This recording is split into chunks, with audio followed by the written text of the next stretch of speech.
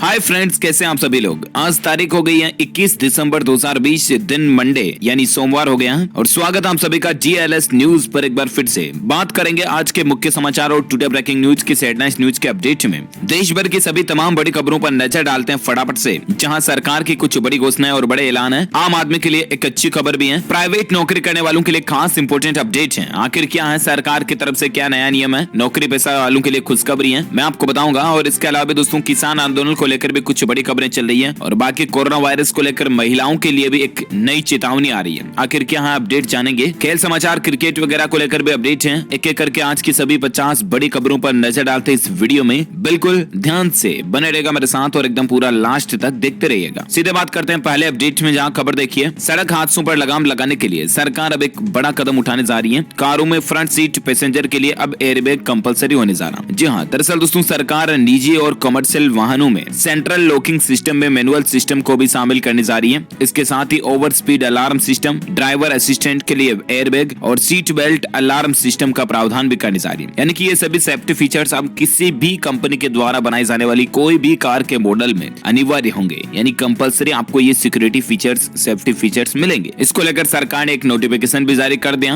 और उम्मीद है कि साल 2021 के दौरान आने वाली सभी कारों में आपको ये सेफ्टी फीचर्स अवेलेबल होंगे। और अगली खबर देखिए, देश को योग और आयुर्वेद का वैश्विक केंद्र बनाएगी सरकार, मेडिकल टूरिज्म को भी बढ़ावा मिलेगा। जी हाँ, जब लोग अपनी चिकित्सा या उपचार के लिए अपने देश से बाहर किसी अन्य देश की यात्रा करते हैं ना, तो ये चिकित्सा पर्यटन या फिर मेडिकल टूरिज्म कहलाता है। मतलब ये सिंपल है दोस्तों कि अब फॉरेन के जो विदेशों के लोग हैं ना, वो भी आयुर्वेद से अपना इलाज उपचार करवाने के लिए भारत में आएंगे। है ना, कितनी अच्छी बात। इससे भारत का भी विकास होगा और भारत और भी ज्यादा आगे बढ़ेगा, दुनिया में भारत का नाम भी होगा। राइट, तो ऐसे में दरअसल बात कुछ यूं कि सरकार जो है ना, कोरोना काल में खतरों के पहलुओं को ध्यान में रखते हुए भारत सरकार मेडिकल टूरिज्म को बढ़ावा देने की योजना पर काम कर रही है। पर्यटन मंत्री प्रहलाद पटेल ने कहा कि सरकार देश में चिकित्सा पर्यटन को बढ़ावा देने के लिए विदेशी बीमा कंपनियों के साथ साथ भारतीय अस्पतालों, वेलनेस सेंटरों और आयुर्वेद क्लिनिकों को जोड़ने की संभावनाओं का पता लगाने के लिए एक कार्य समूह बनाने की योजना भी बना रही है। तो ये वाकई में गवर्नमेंट की एक अच्छी प्लानिंग भी है।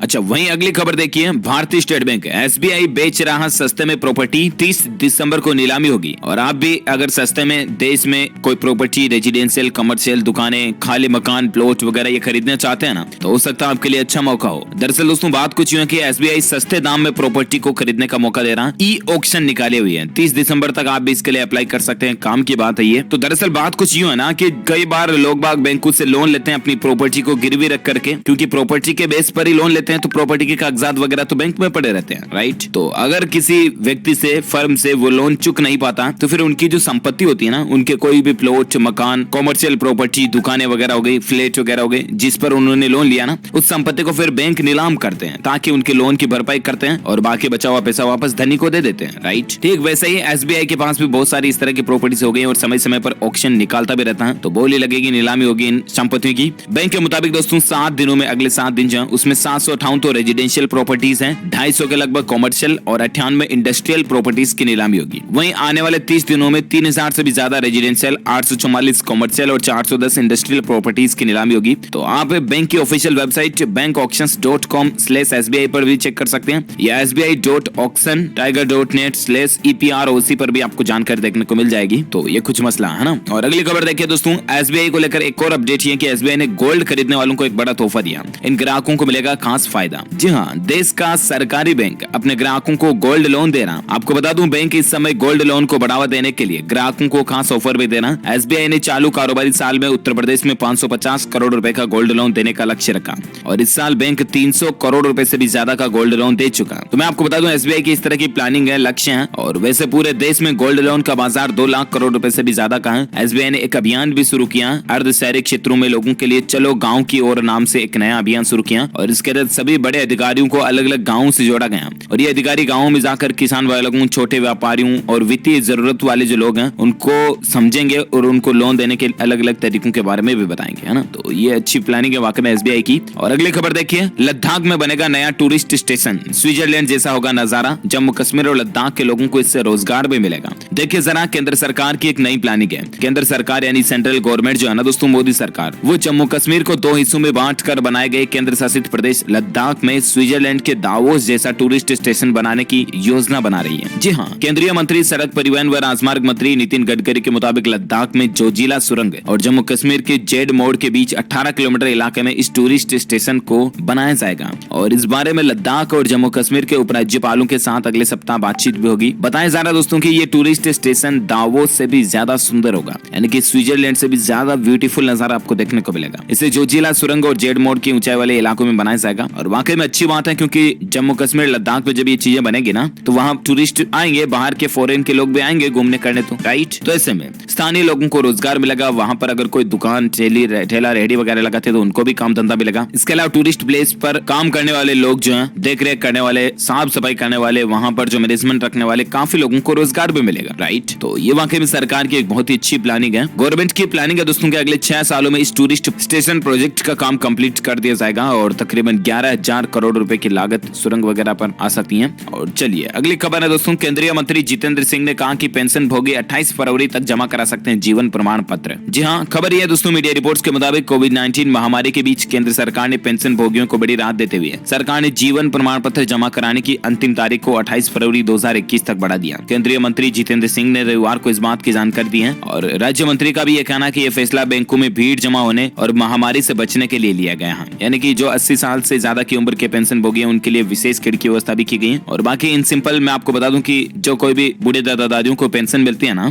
तो सरकार उनके लिए एक हर साल नया प्रमाण पत्र जमा करती है, जो कि जीवन प्रमाण पत्र होता है, लाइफ सर्टिफिकेट, जिससे कि ये पता चलता है कि हाँ फला वृद्ध आदमी अभी भी जिंदा है और इसको सरकार को पेंशन देनी है। ये सरकार तय करती है, सुनिश्चित करते हैं उस जीवन प्रमाण पत्र से, राइट। क्योंकि कई बार ऐसे केसेस भी देखे जाते हैं कि कई लोगों के बूढ़े दादा दादी की मौत 3 साल 4 साल पहले हो जाती है और 4 साल तक भी उनको अभी पेंशन मिलती रहती है। तो ऐसे मसले देखे जा रहे थे कई बार, फिर सरकार ने ये नियम लागू किया और अब सर्टिफिकेट जमा कराना जरूरी है। तो वैसे आपको बता दूं इसकी तारीख को 28 फरवरी तक बढ़ा दिया। ओके, और अगली खबर देखिए, काम की खबर है, ड्राइविंग लाइसेंस के लिए नहीं करना होगा इंतजार, दिल्ली सरकार ने एक नया नियम बना दिया। जी हाँ, DL यानी कि ड्राइविंग लाइसेंस की पेंडेसी को बढ़ता देख दिल्ली सरकार के परिवहन मंत्री कैलाश गहलोत ने लर्निंग लाइसेंस व परमानेंट लाइसेंस के लिए 45 दिनों का वेटिंग पीरियड निश्चित करने का आदेश दिया। इसके अलावा उन्होंने RTO विभाग के अधिकारियों से पेंडेसी कम करने के लिए और भी जरूरी कदम उठाने के लिए कहा। तो ये एटलीस्ट दिल्ली सरकार की एक अच्छी पहल, इसके तहत आपका RTO ड्राइविंग लाइसेंस जल्दी कंप्लीट हो जाएगा ना। अच्छा, अगली खबर है देखिए, रेलवे को लेकर अपडेट है दोस्तों कि 20-21 दिसंबर को रेलवे ने कैंसिल कर दी ये सभी ट्रेनें। फटाफट आप पूरी लिस्ट चेक कर लीजिएगा, क्योंकि आज 21 दिसंबर है, तो आज भी कई सारी ट्रेनें रद्द रहेगी। देख सकते हैं आप ये तारीख, एक तो Amritsar Saharsa express 05212 special train 21 दिसंबर को कैंसिल रहेगी, और बाकी 22 दिसंबर को ये ट्रेन नई दिल्ली से शुरू होगी, ये भी देख सकते हैं आप। और इसके अलावा भी रेलवे की नई ट्रेन शुरू होने को लेकर एक अच्छी खबर है दोस्तों कि नए साल में यात्रियों का सफर आसान होगा, क्योंकि रेलवे प्रशासन 9 स्पेशल ट्रेनें शुरू करने जा रहा है। जी हाँ, देखिए जरा 9 स्पेशल ट्रेनें कौन कौन सी होगी। एक तो मदार कोलकाता मदार साप्ताहिक स्पेशल ट्रेन होगी, जयपुर बांद्रा टर्मिनस जयपुर, हिसार कोयम्बटूर हिसार, श्री गंगानगर नांदेड़ श्री गंगानगर के अंदर द्वीप साप्ताहिक सुपरफास्ट स्पेशल ट्रेन भी चलेगी और एक साप्ताहिक सुपरफास्ट स्पेशल ट्रेन भी चलेगी। जयपुर सिकंदराबाद जयपुर, अजमेर एर्नाकुलम अजमेर, जयपुर कोयम्बटूर जयपुर चेन्नई जयपुर। तो ये दोस्तों वीकली बेसिस कुछ स्पेशल ट्रेनें जो है नए साल से चलने शुरू होने जा रही है, तो ये भी वाकई में अच्छी बात है, रेलवे की नई प्लानिंग है। चलिए साथ ही फिलहाल बात करते हैं अपन अगली खबर में, जहां अपडेट देखिए, राजनीति पॉलिटिक्स को लेकर खबर दोस्तों। राजस्थान नगर निकाय चुनाव में कांग्रेस ने 36 सीटें जीती हैं और बीजेपी के हाथों में केवल 12 सीटें आई। दरअसल कल ही रविवार के दिन राजस्थान नगर निकायों के चेयरपर्सन के चुनाव के परिणाम आए, जिसमें कांग्रेस ने एक तरफा क्लीन स्वीप किया, जबकि भाजपा को बुरी तरह से यहां पर हार का सामना करना पड़ा। आपको बता दूं 54 सीटों में से 12 जिलों की 50 सीटों पर परिणाम घोषित हुए थे। उस दरमियान भी 50 में से 36 सीटें कांग्रेस को मिली थी, जबकि 12 सीटें भाजपा को मिल पाई। खैर ये पॉलिटिक्स की बातें अपन ज्यादा नहीं करते हैं DLS न्यूज के ऊपर, सीधा अपन बात करते हैं अगली खबर में, जहां अपडेट देखिए, महाराष्ट्र राज्य ने एक नई मिसाल पेश की है। एक योजना से शहर होगा साफ और गरीबों का पेट भी भराएगा। जी हाँ, देखिए जरा महाराष्ट्र गवर्नमेंट की एक नई अच्छी प्लानिंग क्या है। महाराष्ट्र में गरीबों का पेट भरने और कचरा हटाकर स्वच्छता बढ़ाने का शानदार तरीका ढूंढ निकाला। महाराष्ट्र के कल्याण डोंबिवली नगर निगम का कहना है कि उसकी खास योजना से कचरा भी कम हो जाएगा और लोगों को भरपेट खाना भी मिलेगा। दरअसल प्लास्टिक कचरे से निपटने के लिए कल्याण डोंबिवली नगर निगम ने 5 किलोग्राम प्लास्टिक कचरा इकट्ठा करने पर खाने के कूपन देने की योजना शुरू की है। आपको बता दूं लंबे समय से नगर निगम कचरे की परेशानी का सामना कर रहा है और इसी परेशानी को दूर करने के लिए नगर निगम ने ये खास तरीका निकाला। अगर कोई 5 किलो प्लास्टिक कचरा लाता है ना, तो फिर फिर उसको खाने के कूपन दिए जाएंगे, 1 कूपन 2 कूपन वगैरह वगैरह, है ना। और 1 कूपन में चपाती सब्जी पोली भाजी वगैरह ये मिलेगी। तो ये वाकई में महाराष्ट्र के प्रशासन की एक अच्छी पहल भी है। इससे शहर साफ भी होगा और गरीब लोगों को भोजन भी मिलेगा। वाकई में अच्छी बात है, राइट। और अगली खबर देखिए, शिरडी के साईं भक्तों के लिए अच्छी खबर है। दर्शन के लिए 12,000 लोगों को ऑनलाइन पास भी मिलेंगे। जी हाँ, महाराष्ट्र के अहमदनगर जिला स्थित शिरडी के प्रसिद्ध साईं बाबा मंदिर आने वाले श्रद्धालुओं की संख्या धीरे धीरे बढ़ रही है और इसलिए अब दर्शन के लिए पूर्व बुकिंग भी अनिवार्य कर दी गई है। मंदिर न्यास के एक अधिकारी ने रविवार के बाद की जानकारी दी है कि आस्था अनलॉक के बाद श्रद्धालुओं की संख्या बढ़ी है और यहाँ प्रतिदिन करीब 6,000 श्रद्धालु आ रहे हैं, लेकिन अब उनकी संख्या बढ़ाकर 15,000 की जाएगी। सार्वजनिक अवकाश के दिनों में तो श्रद्धालुओं की संख्या लगातार बढ़ भी रही है और अब 15,000 में से 12,000 तो लोगों को ऑनलाइन पास से मिल जाएंगे और 3,000 ऑलमोस्ट लोकल बुकिंग हो जाएगी। तो ये शिरडी साईं को लेकर अपडेट है। इसी बात पर कमेंट बॉक्स में दोस्तों जय साईनाथ और हाँ सबका मालिक एक कमेंट बॉक्स में जरूर लिखिएगा। चलिए फिलहाल अपन बात करें दोस्तों आज के मौसम समाचार वेदर न्यूज अलर्ट्स को लेकर खबर है। अगले 2-3 दिनों तक उत्तर भारत में हाड़ कंपाने वाली ठंड पड़ेगी। IMD यानी कि भारतीय मौसम विज्ञान विभाग ने इसको लेकर ऑरेंज अलर्ट भी जारी किया है। जी हाँ, सर्दी का तांडव पूरे उत्तर भारत में जोरदार ढंग से जारी है और आने वाले 48 घंटों के दौरान भी यानी कि 24 से 48 घंटों के दौरान बिल्कुल हाड़ कंपाने वाली ठंड पड़ेगी, क्योंकि भारतीय मौसम विभाग ने अपने ताजा अपडेट में कहा दोस्तों कि अगले 2-3 दिनों तक उत्तर भारत में जमकर ठंड पड़ने वाली है। पारा 2-3 डिग्री तक भी जा सकता है और इसलिए आप सभी को अपना खासा ख्याल रखने की जरूरत है। आपको बता दूं कौन कौन से राज्यों के लिए ऑरेंज अलर्ट जारी किया है। उसमें है उत्तर प्रदेश, उत्तराखंड, मध्य प्रदेश, राजस्थान और झारखंड। इन राज्यों के लोग खास सावधान रहें। और बाकी राजधानी दिल्ली में तो घना कोहरा छाया रहेगा, हालात कुछ यूं ही चल रहे हैं। अच्छा, और कुछ मौसम अपडेट में आपको बताऊं तो जम्मू कश्मीर में डल झील पूरी तरह से जम गई, मतलब बर्फ में बदल गई पूरी झील ही। हालात देखिए जरा। और बाकी हल्की बारिश के आसार भी नजर आ रहे हैं। अगले 24 घंटों के दौरान कई राज्यों में तमिलनाडु, कर्नाटक, पांडिचेरी, कराईकल, लक्षद्वीप में बारिश भी हो सकती है। और एक अपडेट देख सकते हैं मौसम को लेकर कि कई राज्यों में कड़ाके की ठंड चल रही है। इन इलाकों में पाला भी पड़ सकता है। जी हाँ दोस्तों, सर्दी का सामना कर रहे हैं ठंड के जो कुछ राज्य हैं, उत्तर प्रदेश, बिहार, झारखंड और छत्तीसगढ़ और मध्य प्रदेश, इनके हालात और भी ज्यादा खराब हो सकते हैं। सावधान रहें आप। इसके अलावा और एक मौसम अपडेट है कि उत्तर भारत में तो कड़कड़ाती ठंड पड़ ही रही है, लेकिन राजधानी दिल्ली में मौसम का सबसे कम तापमान भी दर्ज किया गया। जी हाँ, राजधानी दिल्ली में दोस्तों ऑलमोस्ट 2-3 डिग्री सेल्सियस तक तापमान अभी चल रहा है। और साथ ही उत्तर बिहार में भी कड़ाके की ठंड देखी जा रही है। 17 साल में दूसरी बार न्यूनतम तापमान सबसे नीचे दर्ज किया गया उत्तर बिहार में, जिसमें 24 घंटों में न्यूनतम तापमान में 1.1 डिग्री सेल्सियस की गिरावट आई और 6.9 डिग्री सेल्सियस लोएस्ट टेम्परेचर पहुंच चुका है उत्तर बिहार में, जो कि पिछले 17 सालों में दूसरी बार सबसे न्यूनतम पहुंचा। और एक खबर देख सकते हैं, राजस्थान में भी मनाली जैसा नजारा दिखाई दिया। टूरिस्ट बोले कि यहाँ पहली बार बर्फ जमी है। ये जो तस्वीर आप देख पा रहे हो दोस्तों, ये राजस्थान के पर्वतीय इलाकों की है। राजस्थान में पिछले कुछ दिनों से लगातार ठंड अपना तेवर दिखा रही है और इसके चलते आलम यह है कि पर्वतीय इलाकों में तापमान 1 डिग्री सेल्सियस तक भी पहुंच गया। राजस्थान के पर्वतीय इलाकों में मनाली जैसा नजारा देखने को मिला और कई इलाकों में बर्फ भी जम रही है। टूरिस्ट कह रहे हैं कि यहाँ पर पहली बार बर्फ जमी है। ये देखिए आप, उत्तर भारत में ठंड का प्रकोप जारी है और माइनस में भी पहुंच गया माउंट आबू का पारा। मतलब माउंट आबू का पारा शून्य से भी 1 डिग्री सेल्सियस नीचे, यानी कि -1 डिग्री सेल्सियस चल रहा रात का पारा ना। और बाकी संपूर्ण भारत का आज 21 दिसंबर 2020 का मौसम पूर्वानुमान क्या कहता है, तो देख सकते हैं आप अगले 24 घंटों के दौरान जम्मू कश्मीर, गिलगित बाल्टिस्तान, मुजफ्फराबाद, लद्दाख और हिमाचल प्रदेश में हल्की फुल्की बारिश हो सकती है। और इसके अलावा अंडमान निकोबार द्वीप समूह, तमिलनाडु में भी आपको कुछ छिटी पिटी बारिश देखने को मिल सकती है। बाकी दोस्तों शीतलहर की भी चेतावनी है। कौन कौन से राज्यों में, पंजाब, हरियाणा, राजस्थान, उत्तर प्रदेश, मध्य प्रदेश, बिहार और पश्चिम बंगाल, इन राज्यों के कुछ हिस्सों में शीतलहर भी चल सकती है। और शीतलहर की वजह से किसान भाई लोगों की फसलों को भी नुकसान पहुंच सकता है, जिसे कहते हैं ना वो सीली बेगी वगैरह, तो वो फसलों को शीतलहर के चलते नुकसान हो सकता है। पंजाब और उत्तर प्रदेश के कुछ स्थानों पर घना कोहरा भी देखने को मिल सकता है। और बाकी पाला पड़ने की आशंका अगले 24 घंटों के दौरान पश्चिम हिमालय राज्यों में जैसे कि पंजाब, हरियाणा, दिल्ली, उत्तर प्रदेश, राजस्थान के कुछ हिस्सों में पाला भी पड़ सकता है। तो ये रहा आज का मौसम समाचार अपडेट अगले 24 घंटों के दौरान का। और फिलहाल अपन नजर डालते दोस्तों कोरोना वायरस से संबंधित कुछ खबरों में, है ना। जहां एक तो अपडेट देखिए, केंद्रीय स्वास्थ्य मंत्री हर्षवर्धन की तरफ से एक बड़ा ऐलान आ रहा है। जनवरी में लगने लगेंगे कोरोना वायरस के टीके। जी हां, कोरोना वायरस की वैक्सीन को लेकर उनकी तरफ से एक बयान आ रहा है दोस्तों की आखिर हमारे देश में कब से वैक्सीनेशन यानी कि टीकाकरण शुरू होगा। तो हर्षवर्धन स्वास्थ्य मंत्री का कहना है कि जनवरी के महीने से शुरू होने की संभावना है। देखते हैं आखिर क्या होता है। और एक अपडेट ये भी देखिए दोस्तों की महाराष्ट्र में अगले 6 महीने तक मास्क पहनना अनिवार्य कर दिया।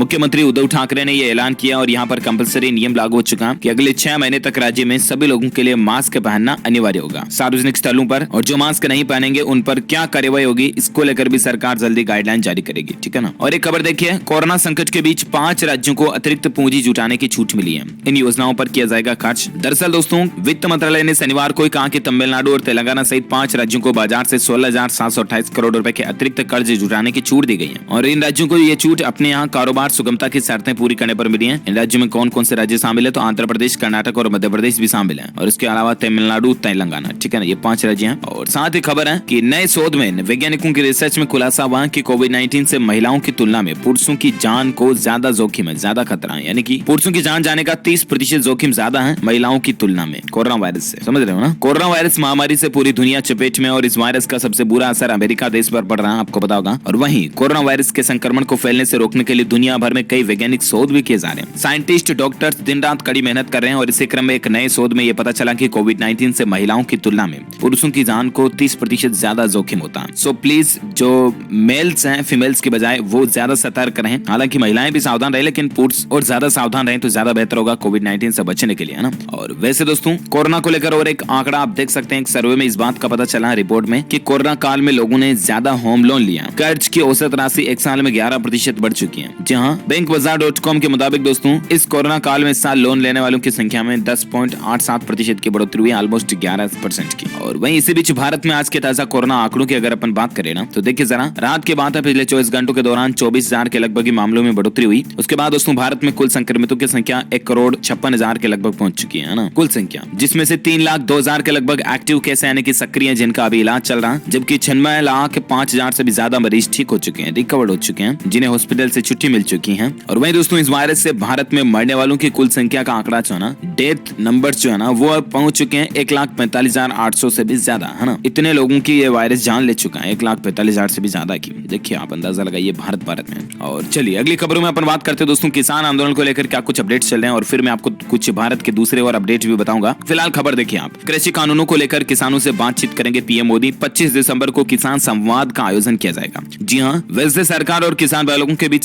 कई सारी बैठकें हो चुकी हैं, लेकिन अभी भी किसान आंदोलन को लेकर मसला नहीं निकला, कोई भी बातचीत सोल्यूशन हल नहीं निकला, राइट। और ऐसे में अब एक बार फिर से केंद्र की प्रधानमंत्री नरेंद्र मोदी सरकार जो है वो किसानों से चर्चा करने की तैयारी पूरी कर ली है। और पीएम मोदी देश के पूर्व प्रधानमंत्री दिवंगत अटल बिहारी वाजपेयी की जन्म तिथि पर 25 दिसंबर को किसानों से बातचीत संवाद करेंगे। बीजेपी ने बताया दोस्तों कि उत्तर प्रदेश के 2500 जगहों पर किसान संवाद का आयोजन किया जाएगा, और जहां पर अलग अलग किसान भाई लोगों के साथ में राजनेताओं की बातें भी होगी। और देखना ये बड़ा ही दिलचस्प होगा दोस्तों कि क्या आखिर 25 दिसंबर को किसान आंदोलन को लेकर कोई सोल्यूशन हल निकल सकता है या नहीं। जो कोई भी अपडेट आएगा वो तो मैं आपको बताऊंगा ही। फिलहाल देखिए किसान आंदोलन को लेकर अभी तक का स्टेटस क्या चल रहा है। तो वैसे आपको पता होगा किसान आंदोलन को लेकर आज ऑलमोस्ट 24-25 दिन हो चुके हैं, राइट। और ऐसे में धरना स्थल पर 200 टॉयलेट और गीजर भी पहुंच चुके हैं। अमेरिकी एनजीओ ने भी किसानों को सपोर्ट किया, और किसान आंदोलन में जो लोग बाग शामिल हैं उनको 200 तो टॉयलेट और गीजर वगैरह ये पहुंचाए गए हैं। और एक खबर देख सकते हैं किसान आंदोलन पर कि कृषि मंत्री से मुलाकात के बाद खट्टर बोले 2 से 3 दिन में कोई भी हल निकल सकता है। किसानों ने कहा अभी भी जारी रहेगा प्रदर्शन। फार्मर्स लॉ जो है ना, कृषि कानून, उनको लेकर आपको पता होगा किसान आंदोलन कर रहे हैं, और किसान अपनी मांगों को लेकर लगातार प्रदर्शन करें।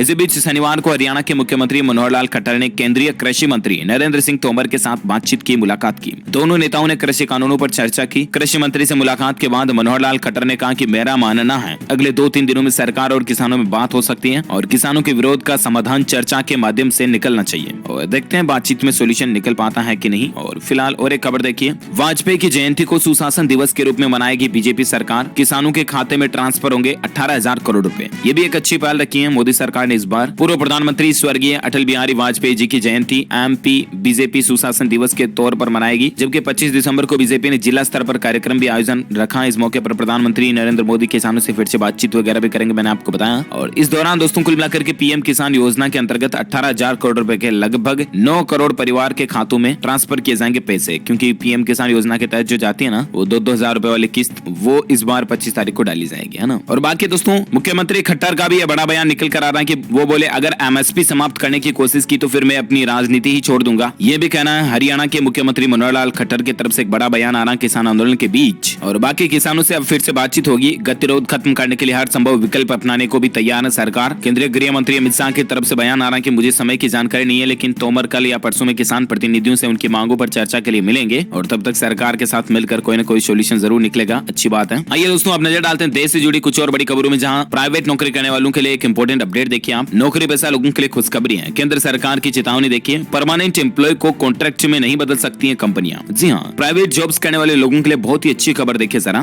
केंद्र सरकार ने कोरोना महामारी के दौरान कंपनियों को राहत देने के लिए श्रम कानून में बड़ा बदलाव किया था, राइट। और इसी की आड़ में कुछ कंपनियां जो है ना वो अपनी मनमानी करना शुरू कर दी है। वो ऐसे कि कुछ कंपनियां नए श्रम कानून का बहाना बनाकर परमानेंट नौकरी पर रखे कर्मचारियों को भी कॉन्ट्रैक्ट वर्कर के रूप में बदलना शुरू कर दिए। और ऐसे में दोस्तों सरकार ने अभी इन कंपनियों को चेतावनी देते हुए कहा कि नए कानूनों की आड़ में कोई भी कंपनी परमानेंट नौकरी पर रखे हुए कर्मचारियों को कॉन्ट्रैक्ट वर्कर के तौर पर नहीं बदल सकती है। इसके साथ ही सरकार ने कहा कि छटनी के शिकार कर्मचारियों की मदद के लिए कंपनियां विशेष फंड के तौर पर CSR फंड का इस्तेमाल कर सकती हैं। और वहीं नए श्रम कानूनों को लेकर जल्दी श्रम मंत्रालय में बैठक भी होगी और उस दौरान कोई न कोई जल्द बड़े बदलाव हमें देखने को मिलेंगे। बाकी फिलहाल तक के लिए प्राइवेट नौकरी करने वालों के लिए अच्छी खबर ये कि जो परमानेंट वर्कर है वो कॉन्ट्रैक्ट वर्कर में नहीं चेंज होंगे, ठीक है ना। तो ये कंपनियों को एक सख्त आदेश दिया सरकार ने, अच्छी बात है। बाकी और एक अपडेट देखिए दोस्तों, अयोध्या में बनने वाली मस्जिद में इस बार बाबर के नाम का कोई भी जिक्र नहीं होगा। अयोध्या की मस्जिद का डिजाइन भी जारी हो चुका, कल ही मैंने आपको इसको लेकर अपडेट बताया था। लेकिन फिलहाल पॉइंट टू बी नोटेड ये है कि इस मस्जिद में बाबर का कहीं पर भी कोई भी जिक्र नहीं होगा, है ना, अच्छी बात है। और एक खबर देखिए दोस्तों, हाल ही में आपको पता होगा 2-4 दिन 10 दिन हो गए होंगे ऑलमोस्ट, उससे पहले या उसके लगभग मीडिया में एक खबर आई थी कि अगर आप 3 महीने तक अपने राशन कार्ड का इस्तेमाल नहीं करते हैं ना तो फिर वो राशन कार्ड रद्द हो जाएगा, राइट। ऐसी खबरें आई थी। तो उन खबरों पर अब PIB फैक्ट चेक की तरफ से जवाब निकल कर आ रहा कि केंद्र सरकार ने ऐसी कोई भी योजना नहीं बनाई या ऐसा कोई भी नियम नहीं बनाया कि अगर आप 3 महीने तक आपके राशन कार्ड का इस्तेमाल नहीं करते हो तो फिर आपका राशन कार्ड रद्द कर दिया जाएगा। ऐसा कोई भी गवर्नमेंट का दिशा निर्देश जारी नहीं हुआ, ठीक है ना। ये मैसेज, ये खबर, ये न्यूज बिल्कुल बेतुका फालतू है, इस पर भरोसा ना करें आप। ये कहना है PIB फैक्ट चेक की तरफ से, ओके। क्लेरिफिकेशन करना था जो मैंने आपको कर दिया। और बाकी फिलहाल देखिए अगली खबर कि देश का दूसरा ग्लास ब्रिज बिहार में बनकर तैयार हुआ। इसकी कुछ खूबसूरत तस्वीरें भी आप देख सकते हैं। बिहार के मुख्यमंत्री नीतीश कुमार ने कल ही ग्लास ब्रिज पर पहुंच करके आनंद लिया और वो रोमांचित हो उठे, काफी नजारा देखने को मिला उनको। उन्होंने कहा कि इस पूरे इलाके में टूरिस्ट की हर सहूलियत का ध्यान रखेंगे और साथ ही नेचर सफारी करके इलाके में सुरक्षा के भी खास ख्याल रखा जाएगा। इस मौके पर नीतीश कुमार ने कहा दोस्तों कि हमें राजगीर में नेचर सफारी के साथ साथ जू सफारी बनाने की भी बात कही थी और इसका बहुत अच्छे ढंग से निर्माण भी किया जा रहा, अच्छी बात है ना। मतलब कि ग्लास ब्रिज पूरी तरह से कांच का ब्रिज होगा जिस पर चढ़ के अगर आप चलते हो ना तो मतलब नीचे का भी पूरा नजारा दिखाई देता है ना, अमेजिंग। और चलिए बात करते हैं फिलहाल अपन अगली खबर में, जहां अपडेट देखिए। स्मार्टफोन बिक्री ने एक नया रिकॉर्ड बनाया दोस्तों। भारतीयों ने सितंबर अक्टूबर में 4 करोड़ से भी ज्यादा मोबाइल फोन्स खरीदे सिर्फ इन 2 महीनों में, सितंबर अक्टूबर में। मतलब देखिए जरा, 4 करोड़ 40 लाख स्मार्टफोन की बिक्री हुई है भारत में, एक नया रिकॉर्ड बना। और अगली खबर देखिए, हुंडई कंपनी ने शुरू किया दिसंबर D-Lite ऑफर। आपको 1 लाख रुपए तक की छूट मिल रही है स्पेशल ऑफर्स के तहत कई सारी कारों पर, क्योंकि ईयर एंड सेल चल रही है तो 31 दिसंबर तक आप इन कारों के ऑफर का फायदा उठा सकते हैं, ठीक है ना। अब कौन कौन सी कारों पर क्या क्या ऑफर मिल रहा है तो आप देख सकते हैं। हुंडई की सेंट्रो पर ऑलमोस्ट आपको 50,000 रुपए तक का कैश डिस्काउंट मिल रहा है। हुंडई की ग्रेन i10 पर आपको 60,000 रुपए तक का कैश डिस्काउंट मिल रहा है। i10 नियोस पर आपको 60,000 की छूट मिल रही है। हुंडई ओरा पर लगभग 70,000 रुपए का डिस्काउंट है। हुंडई एलेंट्रा पर लगभग 1 लाख रुपए तक का कैश डिस्काउंट आपको मिल रहा है, समझ रहे हो ना। तो आप अपने नजदीकी हुंडई शोरूम जाकर के इन डिस्काउंट का फायदा उठा सकते हैं न्यू ईयर से पहले, ओके। और अगली खबर देखिए, खेल मंत्रालय ने खेलो इंडिया के तहत 4 देशज खेलों को शामिल करने की मंजूरी दी है। जी हाँ, 4 ऐसे जो देशज खेल है यानी कि देसी गेम है उनको भी मंजूरी मिल चुकी है खेल मंत्रालय की तरफ से। वो भी अब नेशनल स्पोर्ट्स में काउंट होंगे, है ना। कौन कौन से खेल हैं तो उनके नाम अलग अलग तरीके के हैं क्योंकि अलग अलग कल्चर के अकॉर्डिंग अलग अलग खेल होते हैं। 2 अन्य खेल देख सकते हैं आप, एक तो मलखंब और एक थांग ता।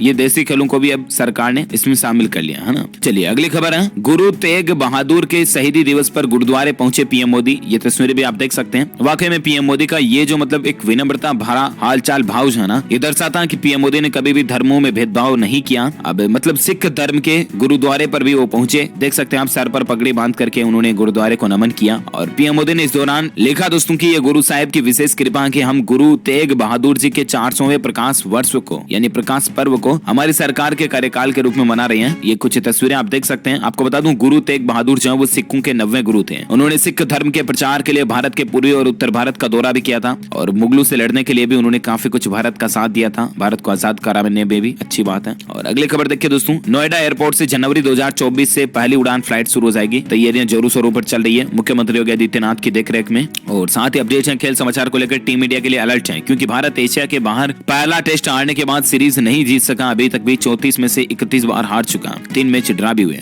और ऐसे में अगले मैचों को लेकर भारत के लिए काफी सीरियस रहने की बात है। India versus Australia test series को लेकर खबर ये भी देख सकते हैं कि गिल, KL राहुल और पंत का दूसरा टेस्ट खेलना तय हो चुका है। लगभग साहा और पृथ्वी प्लेइंग 11 से बाहर होंगे, तो ये कुछ इस बार टीम में ये बदलाव रखा गया है। चलिए साथ ही अगला अपडेट है दोस्तों, 56 साल बाद AMU में किसी प्रधानमंत्री की एंट्री हो रही है। शताब्दी समारोह में शामिल होंगे PM मोदी। जहां भारत के प्रधानमंत्री नरेंद्र मोदी अलीगढ़ मुस्लिम विश्वविद्यालय यानी कि AMU के शताब्दी समारोह में मुख्य अतिथि के रूप में शामिल होंगे और ये देख सकते हैं आप प्रोग्राम के बारे में ज्यादा जानकारी भी। चलिए साथ ही अगला अपडेट है दोस्तों, PUBG मोबाइल को लेकर सरकार ने एक बड़ी बात कही है। और वैसे आपको बता दूं, PUBG मोबाइल का APK फाइल लिंक भी जारी हुआ। दरअसल बैन किए गए मोबाइल गेम PUBG को लेकर सरकार ने एक बहुत बड़ी बात कर दी है और वही दूसरी तरफ कंपनी ने गेम का APK फाइल लिंक भी प्ले स्टोर पर जारी कर दिया। वैसे भी इस गेम की लोकप्रियता बहुत ज्यादा है और नई रिपोर्ट में ये कहना दोस्तों PUBG लवर्स की उम्मीदों को झटका लग सकता है, क्योंकि सरकार का यह कहना है कि पबजी मोबाइल को भारत में दोबारा लॉन्च करने की अनुमति अभी तक सरकार ने नहीं दी और अभी तक ऐसी प्लानिंग भी नहीं है। और वैसे इसी बीच पबजी मोबाइल की वेबसाइट पर आपको एपीके फाइल लिंक देखने को मिल जाएंगी। हालांकि दोस्तों जब तक गवर्नमेंट ऑफिशियली इसको अप्रूव नहीं कर देती तब तक आपको इस गेम को नहीं खेलना चाहिए, क्योंकि ये रिस्क भरा हो सकता है। और बाकी देखते हैं आगे क्या सीन होता है, मैं आपको बताऊंगा। और इसी के साथ ही आज दिन भर की तमाम बड़ी खबरें, मुख्य समाचार, हेडलाइंस, न्यूज का अपडेट वीडियो में फिनिश होता है। वैसे आप मुझे नीचे कमेंट करके जरूर बताएगा दोस्तों कि भारत में सबसे ज्यादा खेला जाने वाला वीडियो गेम कौन सा है, पबजी है या वाई सिटी या और कोई गेम, सुपर मारियो, ऐसा कौन सा गेम है जो भारत में सबसे ज्यादा खेला जाता है? कमेंट करके मुझे जरूर बताएगा। जो लोग इसका सही जवाब इस वीडियो के नीचे कमेंट बॉक्स में देंगे ना, वो रैंडमली पिक किए जाएंगे हमारी डीएलएस न्यूज टीम की तरफ से और आप जीत सकते हैं एक शानदार सरप्राइज गिफ्ट जो कि गिव अवे के रूप में आप तक पहुंचा दिया जाएगा। और इसी के साथ ही इस वीडियो को लाइक करना, शेयर भी करना अपने दोस्तों के साथ फेसबुक और व्हाट्सएप पर। और हाँ, अगर आप डीएलएस न्यूज चैनल पर पहली बार आए ना तो चैनल को सब्सक्राइब करके बेल आइकन जरूर दबा देना, ताकि आपको रोजाना के ताजा अपडेट्स तुरंत आपके मोबाइल पर मिलते रहेंगे। Thank you, take care, good bye, जय हिंद, जय भारत, वंदे मातरम।